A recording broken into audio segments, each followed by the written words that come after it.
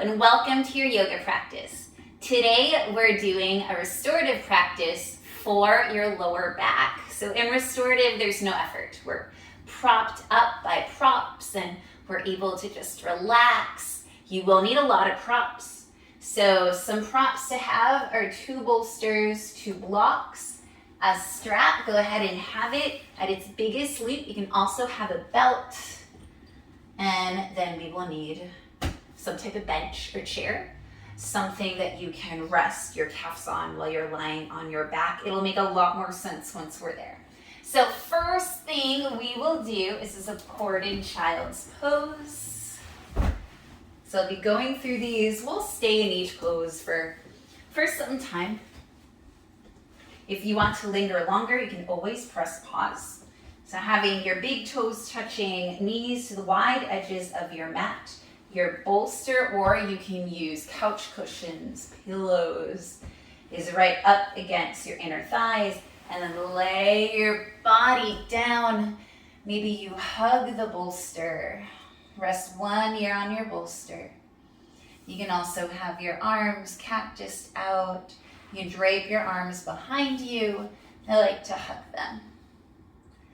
You can go ahead and close your eyes here and allow yourself to arrive.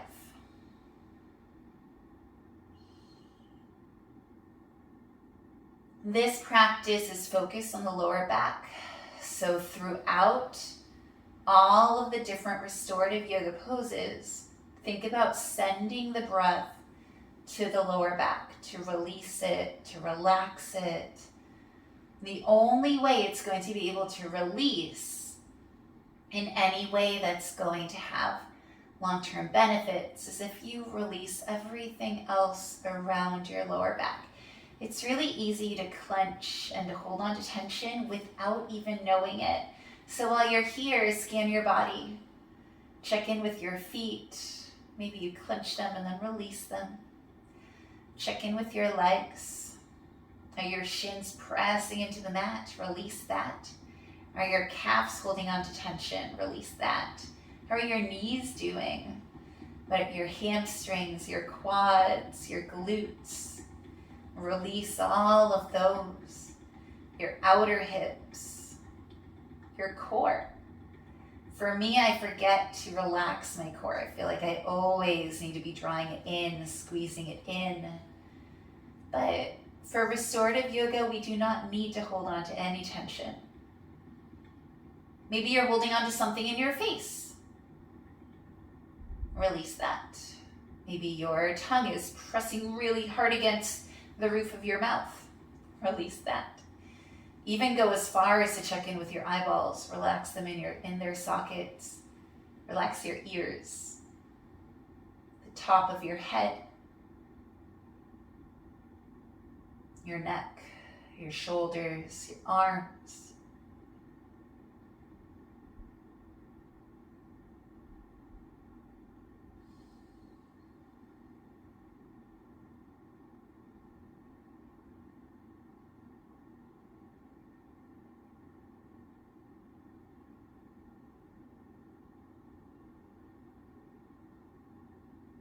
All right, coming up off of the bolster.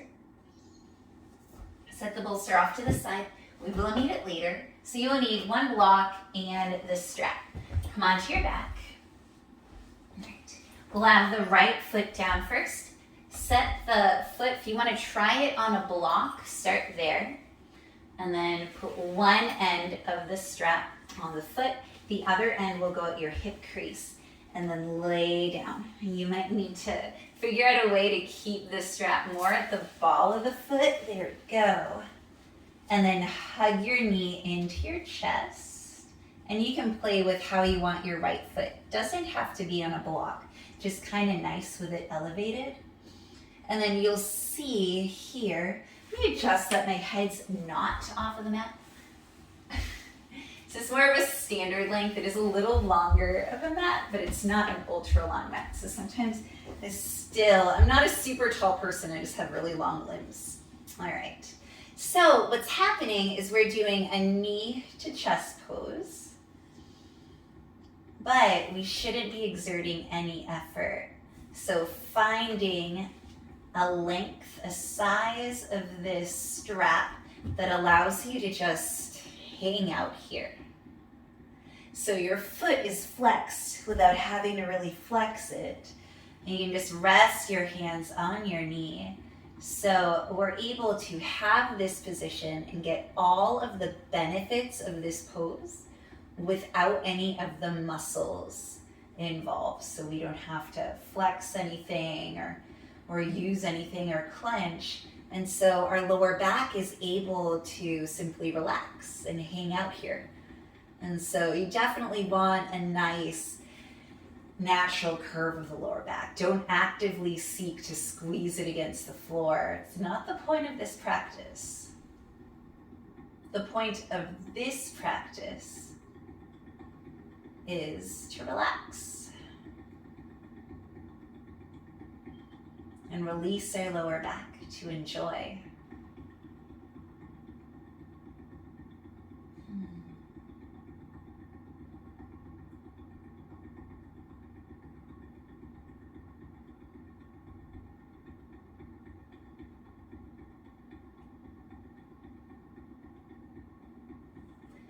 Now we're going to stay on the same side. Release the strap from the right foot. Place the right foot back on that block if you liked it there. And then your strap is going to go over your body, so it's hanging out somewhere along your back. And the other side of the strap will go to the foot. And here we go. And so that right foot, you might not want it on the block. I do not, so just kick that out. Your right foot can just be hanging out. And you can play around with where along the back this strap is. And so you want to find a spot where that left leg is just hanging out. It's held up. We're getting the benefits of an inversion on this leg. Hamstring opening without any muscular involvement. So cool. So that's the point of restorative, is that you get into a pose, but then you completely relax. And because you're propped up, your body stays there. And so you're able to get all the benefits of the pose. You're able to shift your energy to really relax into it without any strain. It's so cool. And unlike yin, we're not going for sensation. We're not going for getting more flexible, which for me, restorative is so much better, because I liked yin because it meant that I stopped and I relaxed, but I don't need more mobility around my joints. I have too much already. So for me, yin is harmful. If I do yin, I need to approach it with a restorative mindset.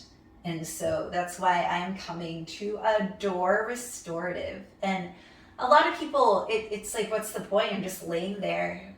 But that's the point. So even when I lay there in bed when I'm sleeping, I don't always rest well. And so this is a time where I get to rest. It's so cool.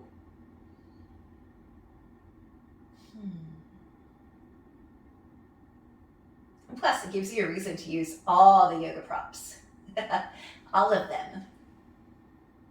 All right, let's release that left leg. Remove the strap, and then let's set up for the other side. Maybe you notice the difference between your left leg and your right leg. So place the left foot on the block if you liked it for the knee to chest variation. Place the strap right along the ball of the left foot. The other side of the strap goes at your hip crease, and then start laying yourself down, starting to hug that right knee to your chest and finding your spot.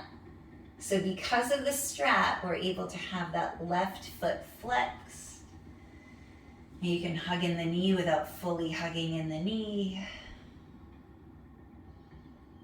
And here you are. And so all of these poses, when done in a yang class, in more of an active class or a power yoga class, they can be really good for the lower back. And they can also strain the lower back because you might clench onto it, or if you have any types of issues, either with sciatica or just lower back pain. And it's good to be in these poses without strain.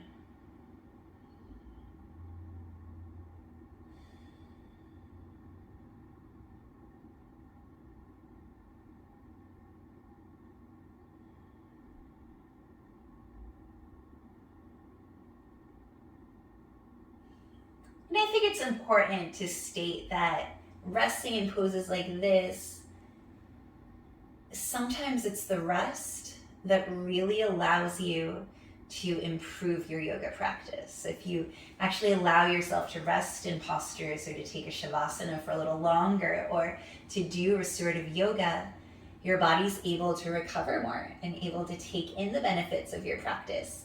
And so you're able to see more improvements. So it's all worth it. And any time that you can relax and actually relax, oh, it's such a gift. I know a lot of us have trouble doing that. So many of us. I do. All right, so let's scoot this block out of the way. The strap is going to go over your head, and it's going to hang out somewhere along your back. The other end of your strap will go on your right leg and the ball of your foot. Extend that left leg and find your spot. It might be a little different. You might need to adjust the length of your strap, because just like the way our femur integrates with our pelvic bone, it just might be a little different from side to side. You might actually have different length legs, or just you might have some unevenness from side to side. So breathe into this awesome pose. I love this.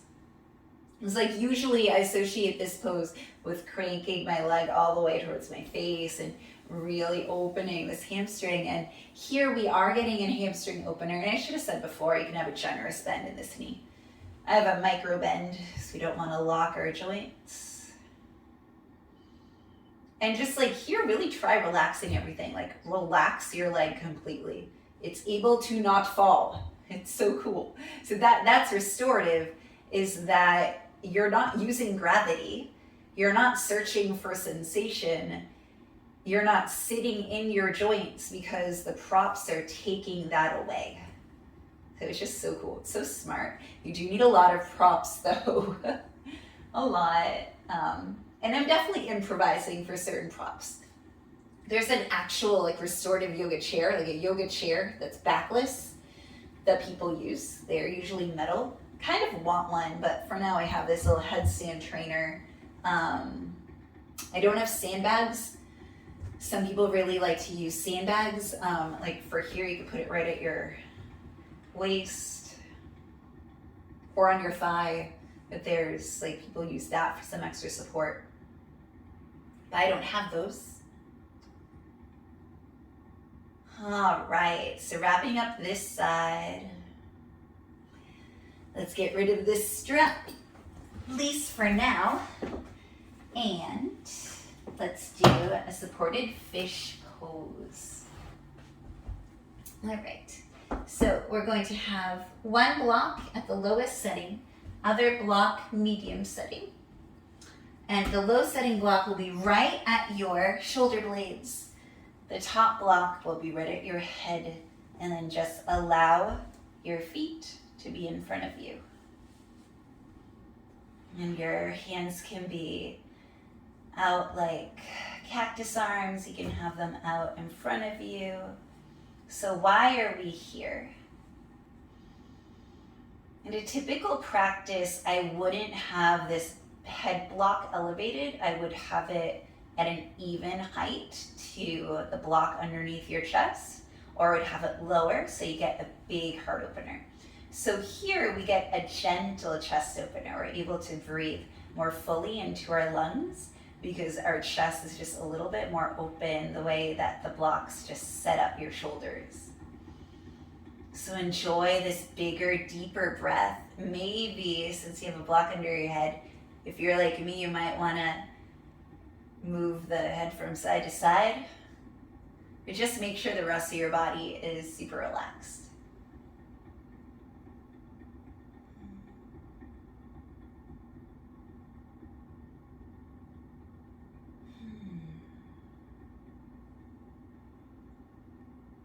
And the other thing I love about restorative that makes it really challenging for me is that you cannot be in a rush. There's no end goal, right? Like you have a goal in mind. So our theme today is lower back, really releasing our lower back. And here we're getting a little bit of a back bend benefit without really dumping into our lower back. So it's a way that this pose relates to that. But we're not trying to achieve a certain pose or increase our flexibility. Like our goal is to relax so that we can benefit a part of our body and ourselves as a whole. It's so great. And I know that is so hard. It's so difficult to do that. A few more breaths here. Not staying in anything for an overly long time. And maybe as you do each new pose, you're able to relax a little more easily. All right, so the next pose, let's get away from these blocks, is very cozy and it involves both bolsters.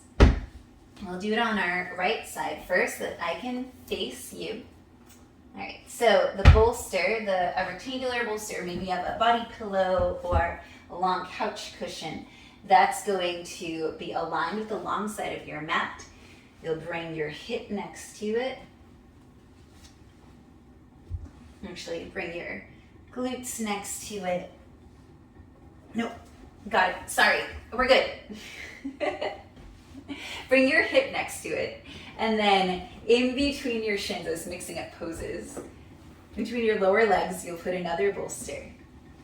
Have your thighs at a 90-degree angle. Sorry about that. And then rest your torso on the bolster.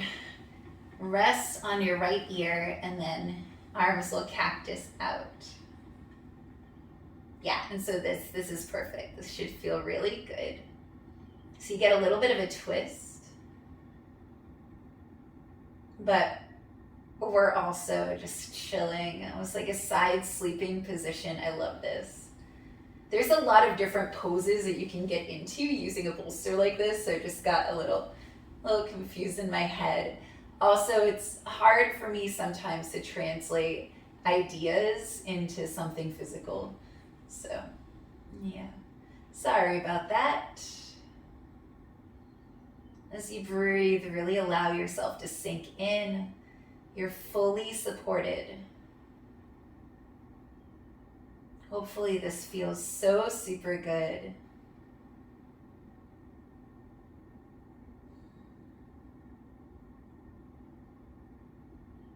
And feel free, if you've been looking for props and trying to make this work, once you settle, pause.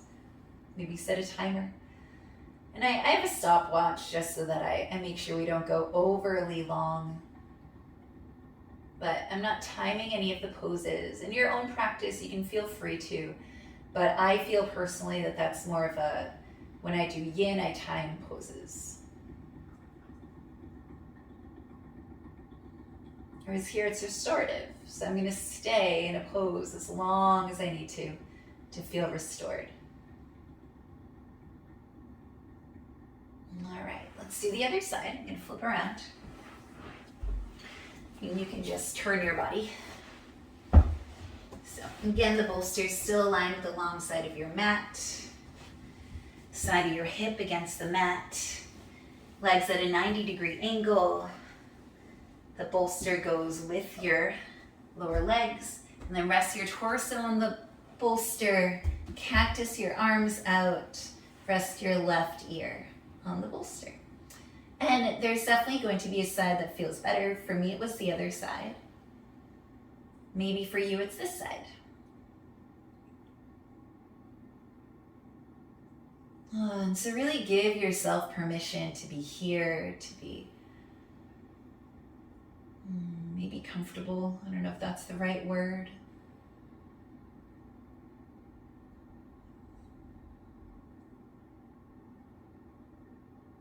And give yourself permission to release. And hopefully your back is in a nice neutral position that it's able to release even more.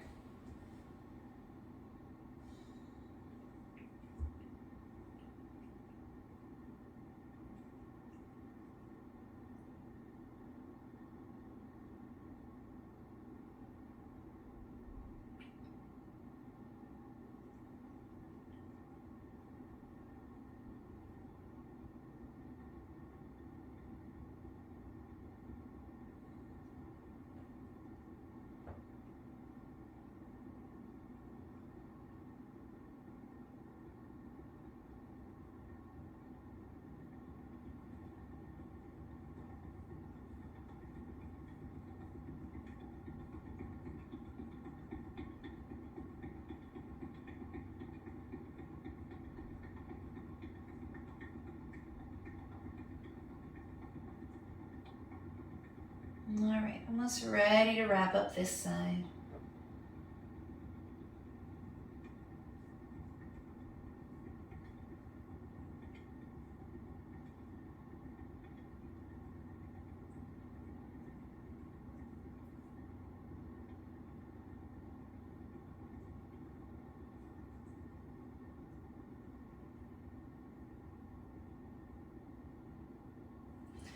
Come up off of the bolster.